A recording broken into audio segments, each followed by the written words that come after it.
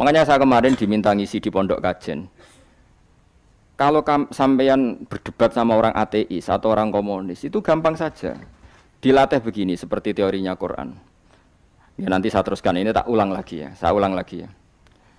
Andai kan nggak pernah terjadi telur itu jadi ayam, nggak pernah terjadi sama sekali. Telur itu jadi ayam. Terus kamu mengasih tahu orang tadi, telur ini loh nanti jadi hewan yang hidup terus terbang. Mesti dia bilang muhal, mau benda mati kok nanti jadi benda hidup yang terbang ngalor ngidul. Berhubung sering terjadi dan dia pun tidak ikut bikin, bilang mungkin. Paham ya? Saya ulang lagi ya. Berarti dia bilang mungkin karena sering apa? Terjadi dan dia lihat. Andai kan pertama kali nggak ada telur sama sekali yang jadi ayam, terus pengalaman pertama di dunia belum pernah terjadi. Kamu kasih tahu telur ini nanti jadi ayam terus terbang. Orang ini bilang muhal enggak? Muhal. Berhubung sering terjadi bilang enggak?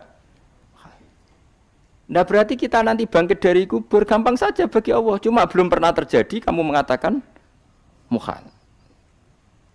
Nah makanya otak kita harus dibenahi. Makanya jogeman percaya ambek yang pernah kita lihat, yang sering kita lihat. Percayalah dengan akal, tapi akal waras loh. Arah waras itu serempet tatanannya wangil. Makanya Islam itu melatih. Qul falillahil hujjatul baligha. Misalnya begini ya, dulu kalau Gerwani atau PKI atau siapa sajalah, itu kalau melatih anak-anak TK, makanya seorang ulama harus punya kecakapan penjelasan ibanatul ahkam.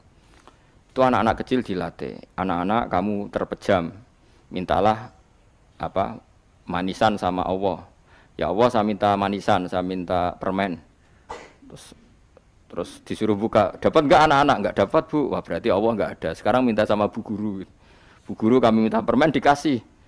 Berarti yang ada Bu Guru bukan Tuhan gitu. Akhirnya jadi gerakan ateisme. Nah sebetulnya untuk melawan gerakan itu kita harus melatih begini misalnya gini. Saya itu pernah ketemu sama orang yang berpikiran komunis. Oh komunis juga. Dia nantang saya gini, Pak, pokoknya saya tidak bisa nerima konsep Tuhan. Sebelum Anda bisa menjelaskan kenapa ada Tuhan. Jadi, bocah kok elek ini. Nah, aku ngerti aja, sak cerdas ini tetap cerdas aku yakin tetap cerdas aku. Rasanya selain raine seram meyakinkan, tak pikir tetap cerdas. Kalau itu kan wong Quran gitu, artinya punya pikiran panjang. Mungkin di antara orang Islam kita ini tidak punya kecakapan menjelaskan. Tapi kalau orang sering baca Quran, apalagi dia ngaji tafsir ya, yang waras maksudnya waras lah. Terus rapati seneng duit, barang ini penting ya. Kalau seneng duit, mari goblok. Yakin, ulama seneng duit, mari goblok, tak jamin. Umpama alim kelas B, kelas C gak bisa, tahqiq gak bisa. Kalau tahu dikandani konco kulo riyen ambek jenengan udah saya kaca akhir. Lah kena apa? Cok seneng duit kulo. Duit masalah bagi ulama. Ora duwe luwih masalah kan ya.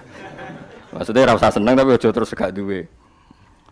Sekarang saya tanya, Quran itu melatih kita gini. Quran itu sederhana kalau ngelatih tauhid, tapi orang pasti ingat. Kata Allah gini, enggak apa-apa, saya ndak Tuhan enggak apa-apa, kamu yang Tuhan. Tapi buktikan kalau kamu Tuhan. Caranya gini. Am khalaqus samawati wal ardi. Ya enggak apa-apa, kamu yang Tuhan enggak apa-apa, tapi buktikan kalau kamu menciptakan langit bumi. Mereka pasti ikrar, ya tidak mungkin saya menciptakan bumi, yang saya lahir sudah ada bumi. Yesus lahir sudah ada bumi, enggak mungkin Tuhan.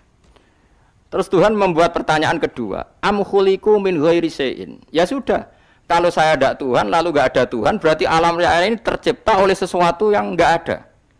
Aneh enggak? Misalnya sebelum alam raya ini enggak ada Tuhan. Berarti sebelum alam raya ini kan adanya nihilisme, sesuatu yang enggak ada. Kemudian sesuatu yang enggak ada ini menjadi penyebab sesuatu yang ada. Aneh enggak? Luwih aneh. Sesuatu yang enggak ada itu mestinya kan enggak bisa ngelabeti, enggak bisa berfungsi, enggak bisa ada gunanya. Wong jenenge ra ono iku ya ora marai apa-apa. Ora ono kok dadi sebab. Sesuatu yang menjadi sebab itu yang wujud apa yang enggak ada? Yang wujud. Sak takoki. Lah kalau enggak ada Tuhan, berarti alam raya ini lalu sebabnya apa?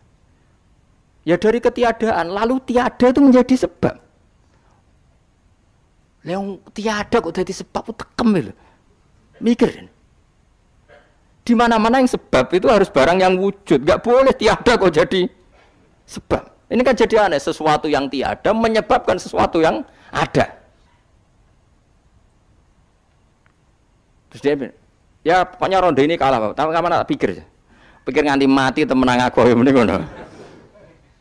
Makanya sebetulnya dalam ilmu mantek, pertama itu kita tidak harus iman Tuhan itu namanya Allah, tidak harus. Makanya pertama dikenalkan, sementing kenal Tuhan itu ada dulu. Disebut zat sing wajibil wujud, belum disebut namanya Allah. Allah itu disebut nama Islam, itu paham ya? Saya ulang lagi, Allah disebut itu nama Islam. Tapi kalau penemuan akal hanya sampai kita ini butuh zat sing wajibil wujud, sing menjadi penyebab semua alam raya ini. Di bahasa Arab disebut musabbibul asbab. Belum menyebut Allah, musabbibul asbab. Islam pun pertama Iqra turun ya gak nyebut Allah. Iqra bismi rabbikal ladzi khalaq, khalaqal insana min 'alaq. Iqra wa rabbuka. Tuhan itu siapa? Yang mencipta. Nah, yang mencipta ini oleh syariat Islam disebut Allah. Tapi dalam logika yang penting kowe kenal sik ana musabbibil asbab. Pastikan bahwa alam raya ini yang wujud pasti disebabkan sesuatu yang ada. Enggak boleh barang wujud kok diciptakan oleh sesuatu yang tidak ada. Wong gendeng ora barbar, barang ra ono mbok sifati al-khaliq. Sing gawe langit bumi apa? Pencipta. Penciptane apa? Sesuatu yang tidak ada. Kowe ikhlas diutek ngono kowe ikhlas ta ora? Gak kowe ikhlas ta ora diutek ngono kowe ikhlas ta. Kowe gelem dadi bodho ngene. Gelem kan? Mboten. Nah, nikmat ngono jenenge nikmat batin. Mulane sing suwenang mbek kalimat la ilaha illallah. Wes ana sing bid'ahno Allah iku wong nganggur wis beno sak uni-unine. Tapi kadang memang kita berlebihan. Tahlilan rabar-bar matang puluh dina ini rabar-bar. Muka alasannya wis disangoni akeh tahlil sedih lho sakake penggemar sing keselen sing rantuk sangu ya butuh cepet. Lane cara kula niki penting kula utar nggih. Kowe nek ora cocok tahlilan 40 dina wis ngomong ae kira cocok model harinya. Tapi ki aja menolak kalimat la ilaha illallah iku disifati Kanjeng Nabi kalimat thayyibah. Wong Nabi wis nyifati thayyibah, kalimat yang suci kok nyifati bid. Soal kira cocok wong sebut. Misalnya kamu bilang saja wong mati wis sangu amale lha apa didongakno barang. Nek kowe pengen ndonga ora usah ndonga. Wis ora usah biasa wae. Kula lah mbok dongakno ya ora seneng. Gak meyakinkan. Karo dene mlebu swarga butuh dongamu ora ono swarga fadhole pangeran lha apa mbok dongakno barang. Ya tapi kowe ndonga aku ya seneng. Senenge ya semau lah timbang nyanyi-nyanyi rame-rame sadok ndonga. Mbok mandi mbok ora pokoke ndonga. Saya ulang lagi ya. Makanya Quran itu melatih logika sampai seperti itu. Am khalaqus samawati wal ard bal la yuqinun. Sampai terus diulang-ulang. Am khuliqu min ghairi syai'in. Kalau mereka merasa Tuhan enggak apa-apa, tapi buktikan mereka ini wujud sendiri tanpa sebab. Atau begini, kalau mereka tidak tahu sebab pencipta langit bumi, mereka sendiri suruh yakin kalau mereka adalah penciptanya. Amhumul khaliqun, enggak apa-apa. Ya tapi masih Abu Jahal gendeng lah, masih Abu Lahab ngawur lah, nak takoki, ya wes pangeran kowe wae sing gawe langit bumi. Penggemarnya saja pasti tertawa. Mosok Abu Lahab darani pencipta langit bumi, wong lahir wae ning bumi. Tapi Quran oleh gojlok am khalaqus samawati wal ardo. Apakah mereka menciptakan langit bumi? Bala yuqinun, mereka pun tidak pernah yakin. Jadi itu pangeran. Makanya di mana-mana orang alim itu suka debat.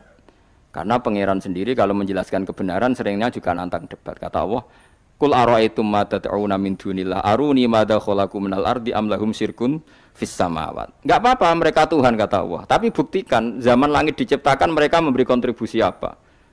Apa urun bego, apa urun cagak, apa piye lah pas aku gawe langit iku dekne urun apa jare am lahum syirkun fis samawat. Misale urun apa lah? Urun tol ta urun apa lah.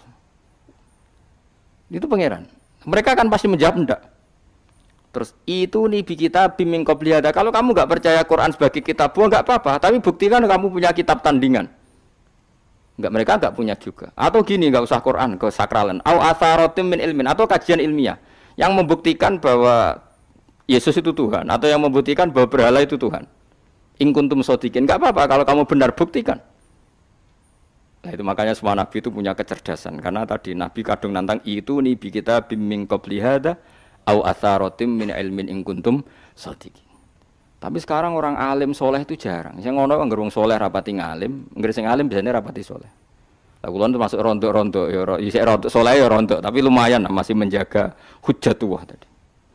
Sebab itu ulama dulu mengajarkan Allah itu siapa? Disifati zat sing wajibil wujud. Karena alam ini kadung ada. Kalau alam ini kadung ada, pasti penyebabnya sesuatu yang wujud. Tapi kalau wujudnya mungkin bahaya.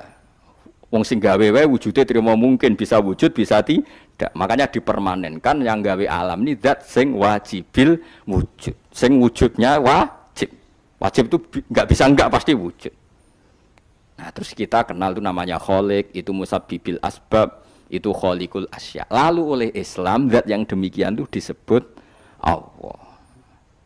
Terus jadi la ilaha illallah. Nah, orang yang bertauhid gini tentu punya kenikmatan batin yang luar